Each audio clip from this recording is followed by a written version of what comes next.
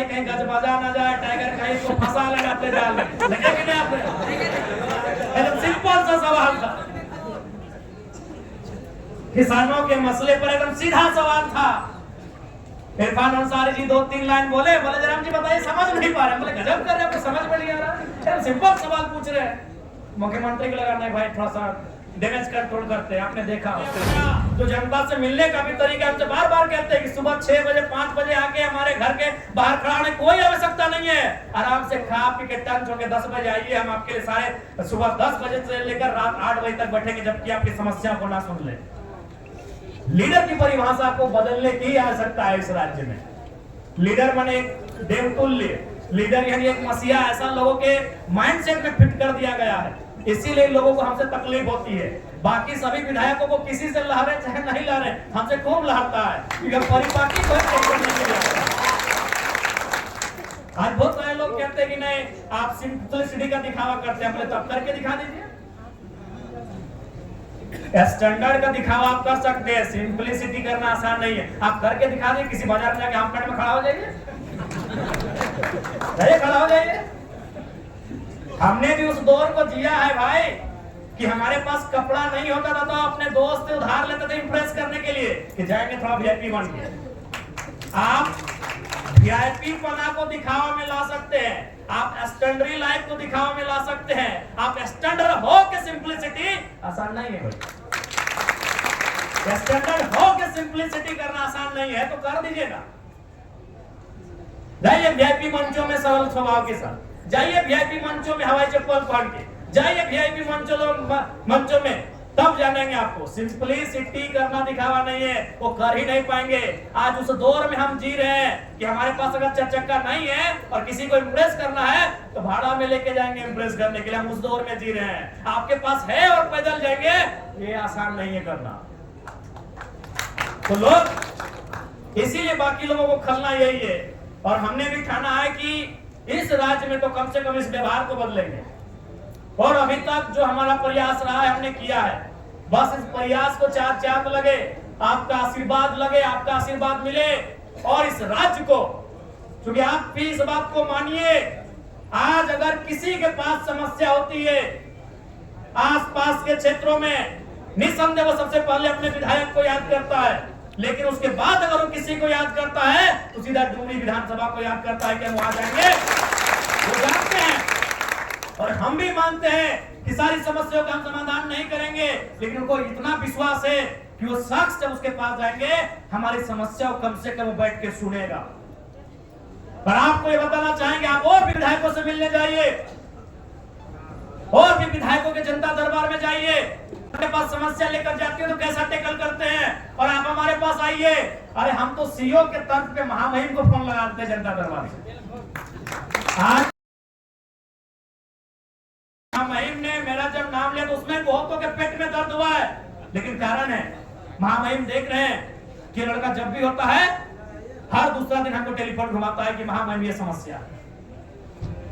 जनता दरबार में बैठकर हम चीफ सेक्रेटरी को ही फोन लगाते हैं, बाकी विधायक के पास जाइए, अगर वो सीओ वीडियो को फोन करने बोलेगा तो बोला ठीक है देख लेंगे, हम देख लेंगे, बोलते हैं मंगरा देख लियो रे, बुधना देख लियो। मैक्सिमम में हम लोग भी ऐसा बात नहीं, विधायक बनने से पहले विधायक के घर का चक्कर हम लोग भी काटते हैं। अगर विधायक मिल गए तो सौभाग्य, सुबह उठ के गए 7-8 बजे, और विधायक अगर अपना घर में चाय पीते मिल गए तो सौभाग्य, उनके बगल में खड़े हो गए तो और बड़ा सौभाग्य, और बात अगर समस्या सुन लिए तो बहुत बड़ा बात है। विधायक नहीं बनने से पहले हम लोगों ने भी विधायकों के चक्कर काटे हैं। आप भी जानते हैं विधायक के घर जाने से पहले 3 दिन पहले तैयारी होता था कि विधायक के यहाँ जाना है, लेकिन आज जहां जनता है वहीं जनता दरबार है। सड़क पे मिल गए तो वहीं किनारे गमछी बिछा के बैठ लिए, डीसी को फोन लगाना है डीसी को लगाइए, आईएएस को लगाना है, आईपीएस को लगाना है, डायरेक्टर को लगाना है, सेक्रेटरी को लगाना है, जिस लेवल का है हम अपना अटेम्प्ट जरूर देते हैं। हम ये नहीं कर रहे हैं कि सारी समस्याओं का हम समाधान कर देते हैं, लेकिन अपना अटेम्प्ट एक विधायक की हैसियत से, एक एमएलए की हैसियत से हम जरूर देते हैं।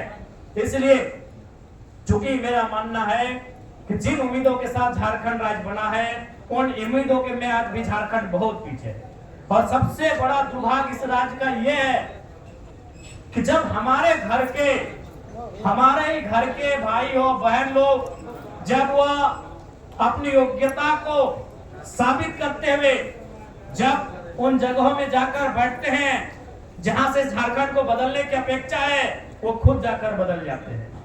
आज वीडियो कौन है? कोई झारखंड का ही बेटा होगा। थाना प्रभारी कौन है? शायद कोई झारखंड का बेटा या बेटी होगी।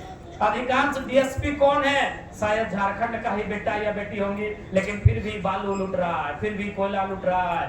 सबसे बड़ा तकलीफ इसी बात का है कि झारखंड के लोग झारखंड को लूटने में सहयोग कर रहे हैं।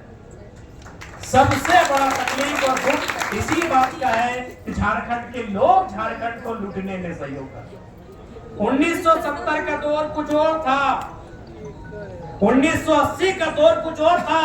वहां सिपाही भी झारखंड का बड़ी मुश्किल से मिलता था। बीडीओ, सीओ, दरोगा तो दूर की बात, डीएसपी तो आसमान की बात। वहां सिपाही, वहां हवलदार, जमादार झारखंडी लोग मिलता था। तब शिकायत हो सकती है कि भाई झारखंड लूट रहा है। चूंकि थाना प्रभारी हमारा नहीं है, बीडीओ बाबू हमारा नहीं है, सीओ हमारा नहीं है, डीएसपी हमारा नहीं है, झारखंड लूट रहा है। लेकिन 2025 में यह तस्वीर बदल चुकी है। अधिकांश युवा युवतियां झारखंड के ही बीडीओ, बड़ा बाबू, सीओ के पोस्ट पर है, फिर भी झारखंड लूट रहा है। यह सबसे बड़ा तकलीफ का बात है। इसलिए लूट रहा है क्योंकि सरकार का अपनी व्यवस्था पर नियंत्रण नहीं है। एक दिन एक एसपी से हम बैठे तो सीधे बोले, विधायक जी ऐसे बातचीत हुआ तो उन्होंने बताया कि हम 2007 के मैट्रिक हैं। तो हमने कहा कि हम भी 2009 के मैट्रिक हैं। तो बोला हम लोग तो भाई एक ही उम्र के हैं, आप एमएलए बन गए, हम एसपी बन गए। लेकिन ईमानदारी से कहें, भले या जनता को लगे आप हम लोग को धमकाइए, कुछ हो बोलिए, लेकिन हम लोग को फाइल रांची से आता है। कसम से हम अपना जिला में भी निर्णय नहीं ले पाते। जिला में निर्णय का मतलब था थाना प्रभारी का इस थाना से दूसरे थाना में शिफ्ट करना। ये एसपी के हाथ में नहीं है। झारखंड में एसपी की जुबानी है कि हमको कोई मंत्री का चिट्ठी आ जाता है कि आपके टेबल में फाइल भेज दी है, बस आपको साइन करना है। तो जब तक इन व्यवस्थाओं को बदलने के लिए आपको विधायकों की संख्या बढ़ानी होगी, आपको सरकार में आना होगा, सत्ता को जानना होगा, सत्ता को समझना होगा, सत्ता को चलाना होगा, ये व्यवस्थाएं बदलेगी।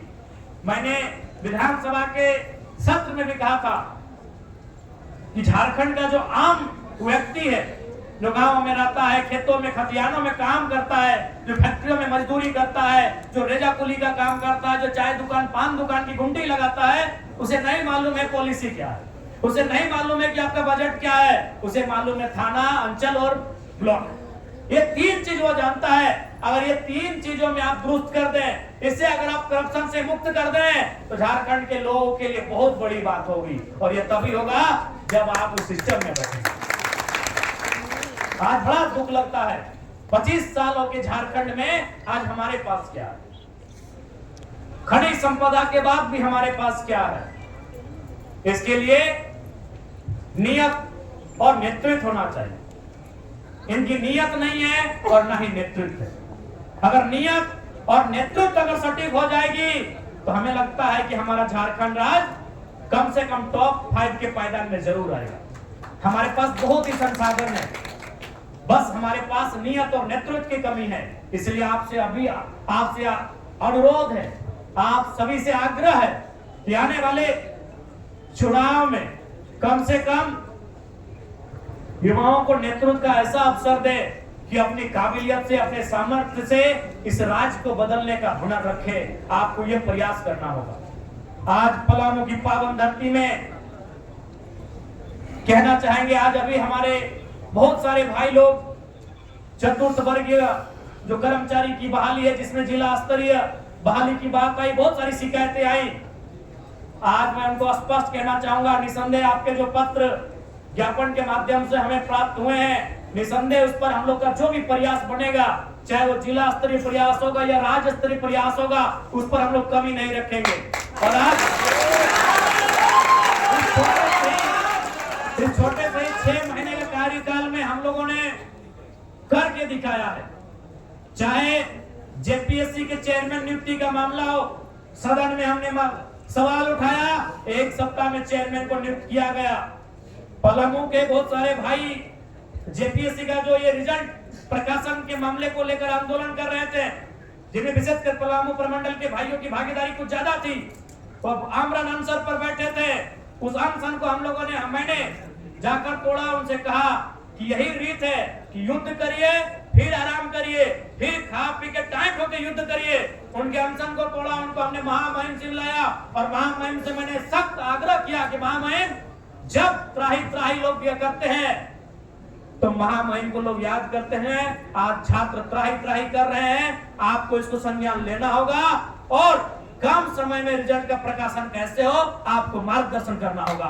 और वो हमारा ही प्रयास था कि हमें लगता है कि महामहिम के उनसे मिलने के शायद 3 दिन के बाद ही जो रिजल्ट 11 महीना से पेंडिंग था, उस रिजल्ट का प्रकाशन किया जाता। तो ऐसा नहीं है, हम एक विधायक होने के बाद भी क्षमता से बढ़कर हमने प्रयास किया है। तब चाहे अपनी बात को विधानसभा में रखना हो, चाहे कोई मसला हो, कोई मुद्दा हो, उस विषय को मैंने मजबूती के साथ रखने का प्रयास किया है। लेकिन आपको भी मालूम है, कोई भी विधायक रहे, कोई भी पार्टी रहे, वह उतना ही ज्यादा मजबूत होता है जितना उसके पास विधायकों की संख्या होती है। इस बात को ध्यान में रखिएगा। आज हमारे पूर्व के वक्ताओं ने भी कहा कि आज बहुत सारे लोग अफसोस कर रहे हैं कि काश इस नौजवान के साथ इसके जैसे और 4-5 विधायक भेजे होते तो आज विधानसभा के रूपरेखा कुछ और होता। आज विधानसभा का रूपरेखा कुछ और होता जब एक विधायक बन के हम विपक्ष की भूमिका में है। आप जो विपक्ष के राजनीतिक दल है उनसे भी पूछिए, आज एक अकेला विधायक हो गया, अभी 2-3 मिनट का समय में हम विपक्ष की भूमिका निभा रहे हैं। तो जिस दिन हमारे पास आधा दर्जन विधायक अगर हो जाते और वो समय 15 मिनट 20 मिनट का हो जाता तो सोच लीजिए सत्ता पक्ष कहां रहता। आज हमारे एक सवाल से ये हम लोग अपनी प्रशंसा नहीं कर रहे हैं। आपने देखा होगा कि सवाल था हमारा इरफान अंसारी जी से और खड़ा हो गए हेमंत सोरेन।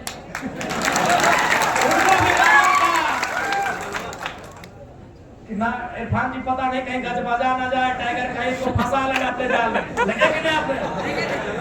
एकदम सिंपल सा सवाल था, किसानों के मसले पर एकदम सीधा सवाल था। इरफान अंसारी जी 2-3 लाइन बोले जयराम जी बताइए, समझ नहीं पा रहे। बोले गजब कर रहे हैं, समझ में नहीं आ रहा, एकदम सिंपल सवाल पूछ रहे हैं। मुख्यमंत्री को लगा नहीं भाई थोड़ा सा डैमेज कंट्रोल करते हैं। आपने देखा होगा 1 दिन नहीं 2-3 दिन कई अवसर पर आपने देखा होगा कि हमारे सवाल का उत्तर देने के लिए खड़ा हुए कोई और मंत्री और जवाब देने के लिए सीएम साहब को भी खड़ा होना पड़ा। तो आप अनुभव कीजिए कि अगर मेरे साइड से अगर विधायकों की संख्या बढ़ेगी तो सदन का परिणाम क्या होगा, सदन का माहौल क्या होगा। और एक बात तो ईमानदारी से आप भी जान रहे, पता नहीं पलामू का हम नहीं कहेंगे, लेकिन उत्तरी छोटा नागपुर, कोल्हान और छोटा नागपुर के बारे में यही कहेंगे कि विधानसभा का जो डिबेट जिस चैनल में चलता है ना, उसको अभी लोग जाके सब्सक्राइब किए कि जयराम मातो क्या बोलेगा। लोग देश में नहीं जानते कि डिबेट कौन चैनल में चल रहा है, विधायक लोग वहां क्या बोल रहा है। उस चैनल को अभी जाके लोगों ने सब्सक्राइब किया है और अभी उसका संख्या भी बढ़। लगातार झारखंड में जयराम महतो का चर्चा और जेवीके से जेल कैंप के चर्चा तो आपने सुना ही होगा। कहते हैं लोग कि ये जो है कोल्हान और कोयलांचल में ही सीमित है, लेकिन ऐसा नहीं है। आज जहाँ पे हम मौजूद हैं वो जगह जो है पलामू प्रमंडल में आता है और पलामू प्रमंडल के अंदर आज एक ऐसा ऐतिहासिक प्रोग्राम हुआ जहां पे लोगों ने जो है बड़ी ही बखूबी अच्छी तरह से 2-3 घंटा जो है जयराम महतो के और उन तमाम लोगों का बातों को सुना। सुनने के बाद हम